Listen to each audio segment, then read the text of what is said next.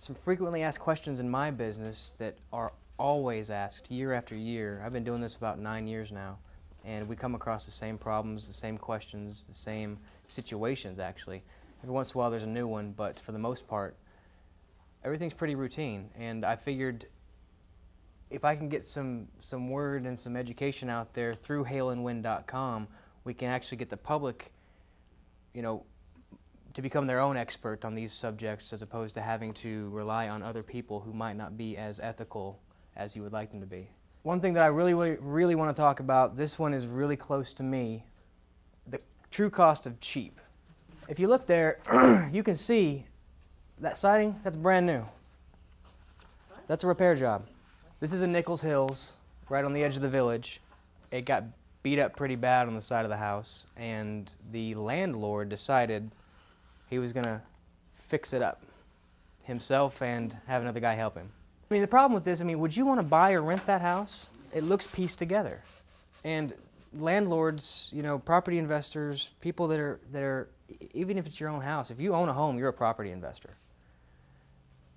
If you're looking to buy a house, you're going to pass by that one if there's others in the neighborhood around the same value, you know, cost. See, this guy, he probably saved himself about $800, $1,200. But when it comes time to sell his house, he's going to have to reside the entire house, which is going to cost him thousands. Or he's going to have to take a hit worth thousands of dollars. Just because people are going to pass by this and say, I'm not going to live there. He's going to lose me as a renter, that's for sure, as soon as the lease is up. And I'm always on time. You know, whoever he moves in, maybe they're not going to be as great as we are as far as rental goes. He's going to be losing money that way. Or he might have to devaluate it and rent it out for less. After he figures out for 6 months nobody wants to live there. Yeah. Again, hiring cheap contractors, they're not trained properly, they don't know the OSHA safety standards, they're going to step through your ceiling. It happens all the time. I get called out. I've had a roofer tell a homeowner, well, we don't cover the inside of the house. And we wrote, you see there on the back of that contract you signed? Well, it says that we're not responsible for any damage like that. Cutting costs in the construction industry almost always equals cutting corners.